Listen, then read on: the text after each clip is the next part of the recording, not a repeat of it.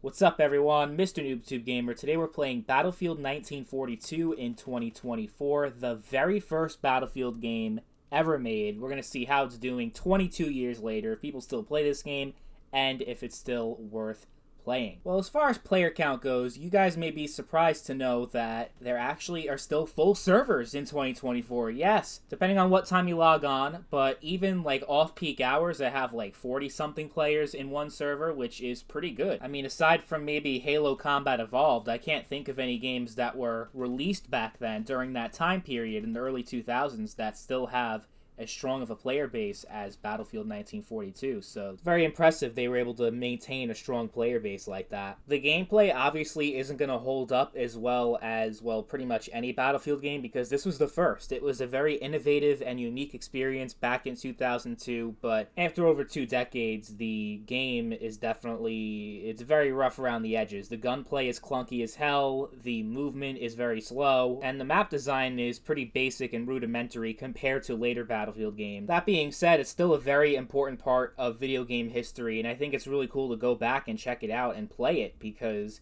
it's like really cool. It's the very first Battlefield game ever made. You can't really call yourself a true Battlefield fan never experiencing how the series even started to begin with, you know what I mean? So I think just for that alone, because there are people still playing and because of how significant it was and how its impact is still felt today in the video game industry, yeah, definitely play it in 2024. And the game is still fun. I don't have as much fun with 1942 as I do with a lot of the other Battlefield games. It's a lot more fun than 2042, that's for sure. What I'm trying to say is that this game is unlikely to be your go-to Battlefield game because of just how dated it is and how limited it is. But I think it's still a fun game to pop in from time to time. Like, just, play a couple of games and have some fun. I think, yeah, there's still fun to be had with 1942. It's definitely a very authentic World War II experience, unlike some of the World War II games we've been getting lately, like Battlefield 5 and Call of Duty Vanguard. One game has women with robotic arms fighting in World War II. The other game has Snoop Dogg as a soldier in World War II, at least for the multiplayer.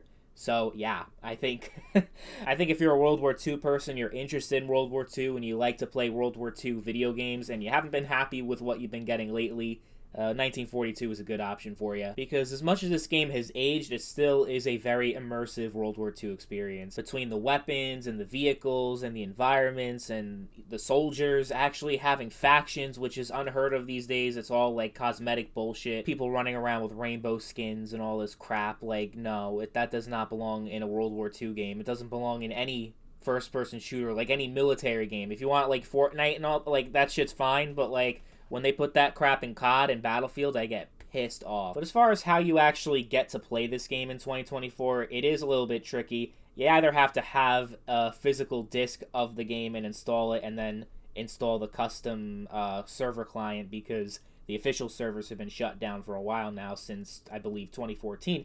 So you have to have all that. You have to have a legal copy of the game, or, maybe not a legal one, depending on what your circumstances are. I'm not going to provide any download links because I don't want to get in trouble, but if you just look up how to play Battlefield 1942, and if you do enough due diligence and enough research, and, you'll be able to find the game, and you'll be able to play the game. And it's definitely a lot easier to install than some of the other old Battlefield games. Like, Battlefield Vietnam was a pain in the ass to get working, and even Battlefield 2 and 2142. So 1942, of all the old Battlefield games on PC, and when I mean old, I mean like way before Battlefield 3, the ones that their servers were shut down by EA, 1942 is definitely the easiest one to get your hands on, so that's good. Just word of warning, though, if you do get access to the game and you want to play online, the server that is being played, like, it's really one server that gets populated. It is based in, I think, Belgium or something like that. It's some Western European country. I forget which one. Netherlands, one of them. So that means if you're, like, in Australia, if you're in, like, I don't know, South America, even the west coast of the United States, Asia, any of those areas that are like really, really far away from where the server's located in Western Europe, then you're probably going to have a very high ping and a lot of lag and not a lot of fun. So I want to warn you guys about that.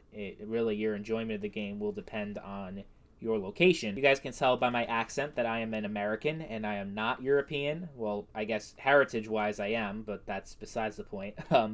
But yeah, so I live in the East Coast in the United States, and I have no problems with the servers. No, pretty. I think I have like 100 ping or something like that, which I know some people don't like, but for me, it's very much playable. Like I don't really experience too much lag, too much latency.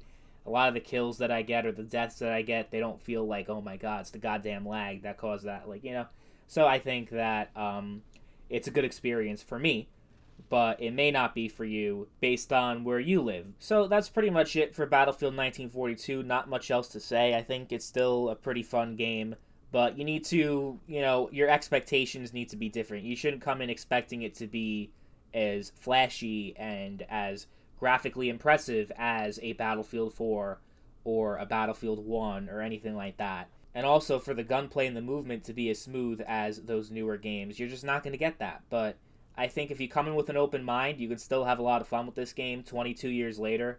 I do. And I wasn't really around when the game came out, so it's not like a nostalgia thing, like me being blinded by nostalgia, because I know there are a lot of people that feel that way with a lot of games, like, 1942. I'm sure there are a lot of old school people that grew up with this game are going to say it's the best Battlefield game ever made, and it's a great game. But I can tell you as somebody that didn't grow up with it and had I didn't start playing. I think my first game of 1942 was in like 2020 or 2021, and I still enjoy it, so I think that says a lot about the longevity and the greatness of this game. You should definitely check it out in 2024. Let me know in the comment section, what are some of your memories with Battlefield 1942? Were you around back then when the game was in its prime, and did you enjoy it, and how would you rank it among all the Battlefield games?